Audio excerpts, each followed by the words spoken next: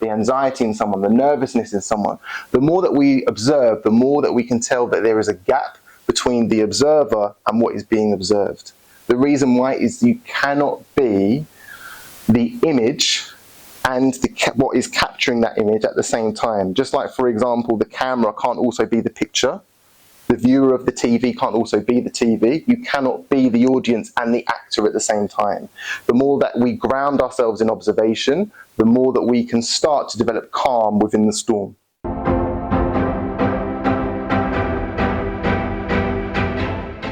Now, what this all comes to is developing a healthy sense of disassociation. We'll go through an exercise to help with this in a second. For example, if you, you know how, for example, the individual who you really care about, if they say something to you, is going to really hurt your feelings. But you might have, for example, someone who you don't really care about as well as a stranger, and they could say the same thing and you kind of brush it off because there's nothing to anchor you to that situation. For example, and even if we separate the example, so I could yell at you really loudly and you might feel a bit offended, right? Or you might feel a little bit disconcerted. But if I had a dog barking loudly at you, you probably wouldn't care because you can brush it off and say, that's the nature of the dog. It's got nothing to do with me. And we're going to go through some further examination in a second over our patients where we can start to assess that if a patient is providing us with a stressful situation, that is down to their nature and not us, because we are just an image within their minds.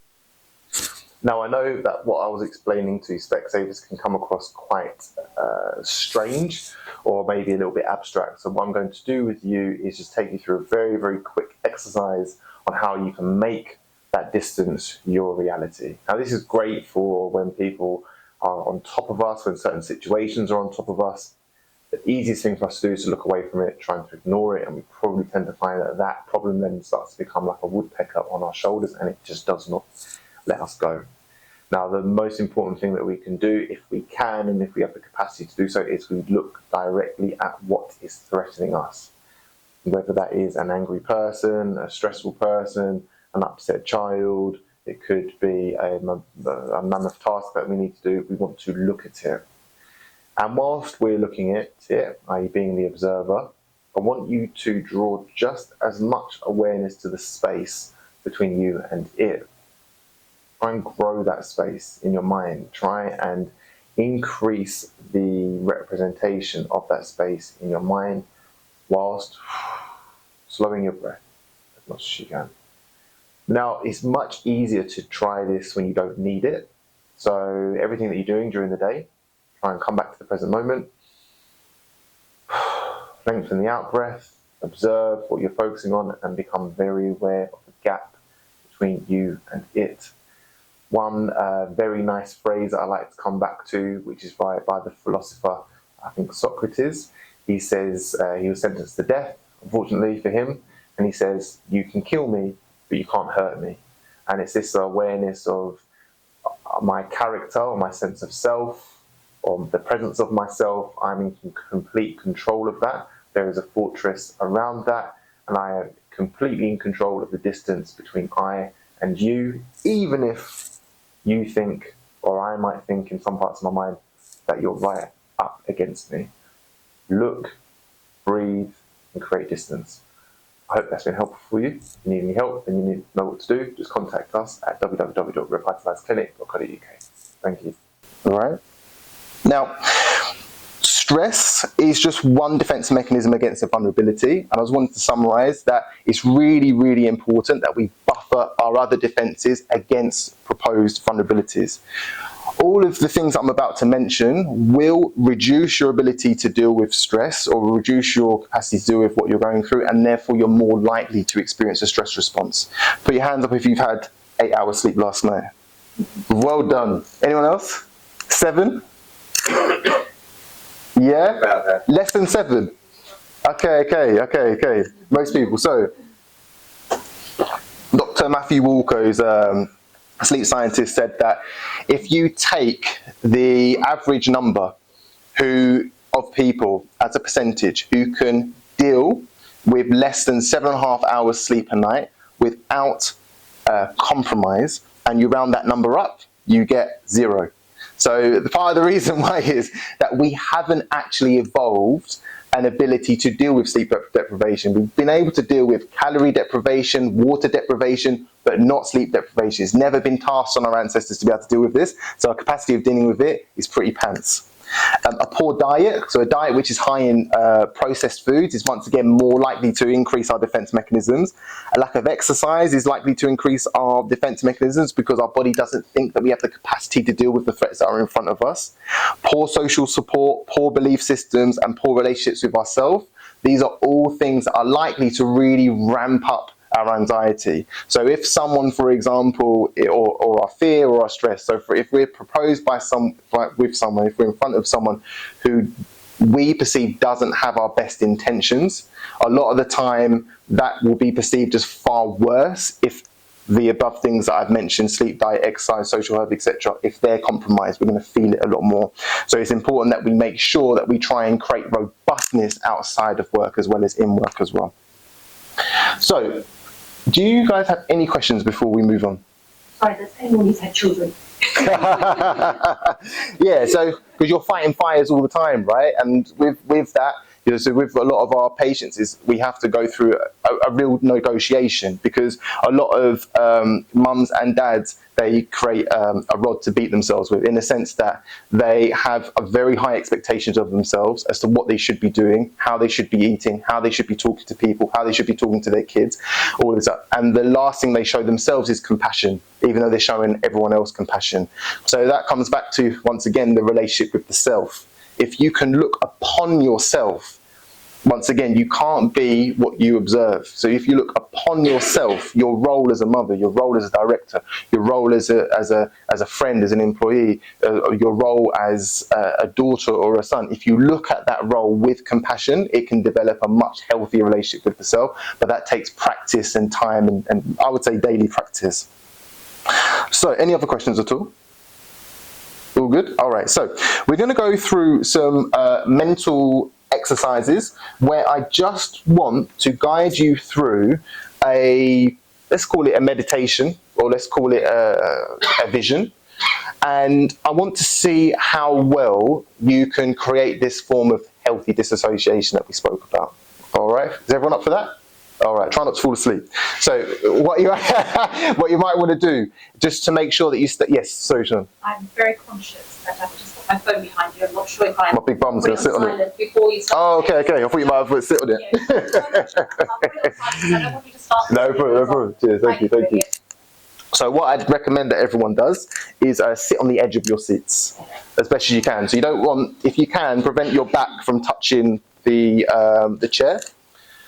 And I want you to take your crown to the ceiling. So you're lengthening your posture. Yes. Oh. I'm so sorry. No.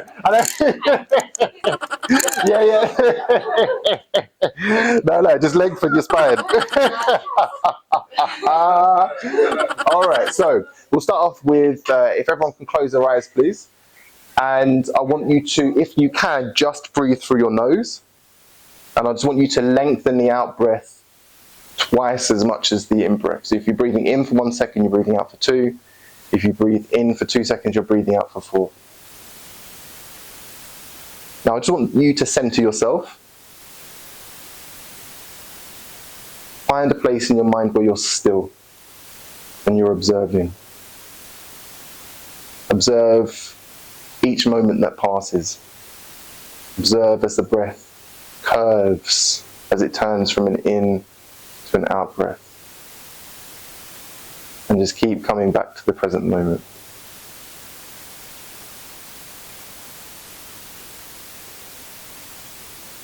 Now I want you to visualize that you're sitting right in front of something that you absolutely despise. It could be someone who stresses you, someone who really gets you riled up.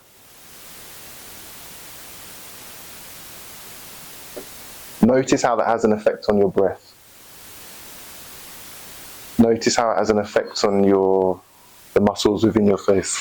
How it makes you feel. Does it have an effect on your heart rate? Keep observing. Force your breath to slow down. Keep visualizing that individual or that situation that gives you stress, and keep slowing the out breath. Let the shoulders drop. Breathe into your belly.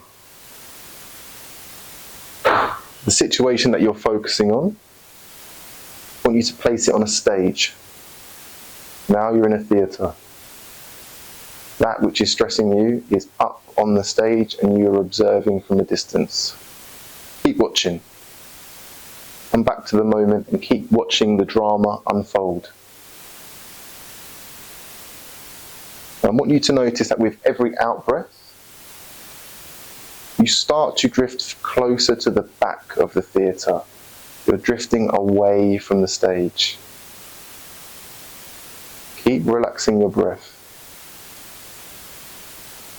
And with every out breath, you move further and further away. Stress is still there, but you're not in it. Stress is going further and further away. You're floating further and further away. You can just about see it. Until after one final breath, it's gone. And whenever you're ready, feel free to open your eyes and come back into the room. All right, did anyone experience anything interesting? Or would anyone be able just to tell me what they felt?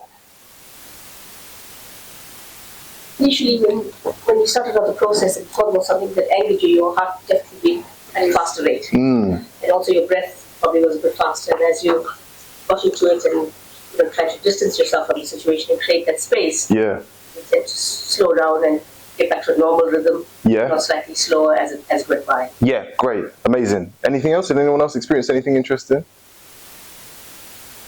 Or anything which is different or the same? So I found it quite interesting from the outside perspective. I see it obviously a lot more one-to-one, but doing it as a group, as soon as I mentioned put something stressful in front of you, tapping hands, I noticed a lot of your breathing rate increased. I saw a few screw faces. It's quite good. But what was quite nice is that all of that reduced, right? So the more that you started to focus on your out breath, and the more that you started to drift away from that, you started to notice you go back to that calm sense of self again. Now, I'm not trying to say that this type of exercise would make you invulnerable, but it does create a moat.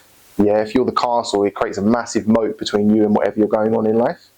Now, what we have here is, once again, observer as context with that disassociation. You're moving a little bit further away from what is stressing you. Now, what you might find is this is quite useful to come back to, not just when individuals are stressing us, also when we're the drama, right? Because often it can be our own stories which we're telling ourselves. It can be our own thoughts that are the drama that we just can't get off that hamster wheel. You can put that on the stage as well, and you focus on it and you breathe. And the more that you focus on it and the more you show compassion to it, the further and further these things can go away, until you realize that there is this sense of peace that exists in you all along. A lot of you guys will probably experience peace when you're at a time of silence. Oh, the room's empty. Oh, what a lovely view, right? It's there. But it's about trying to place ourselves with practice in that space as much as we can. If we do that, we start to make better decisions as well. Our coping mechanisms start to change. Rather than, for example, hit the bottle or have a cigarette or binge watch something that we know is no good for us or something like that, we can create this healthy relationship with ourselves where we are the observer, we're not in the fire, we're outside of the fire without getting burnt. Any questions about that at all before we move on? All good? Okay.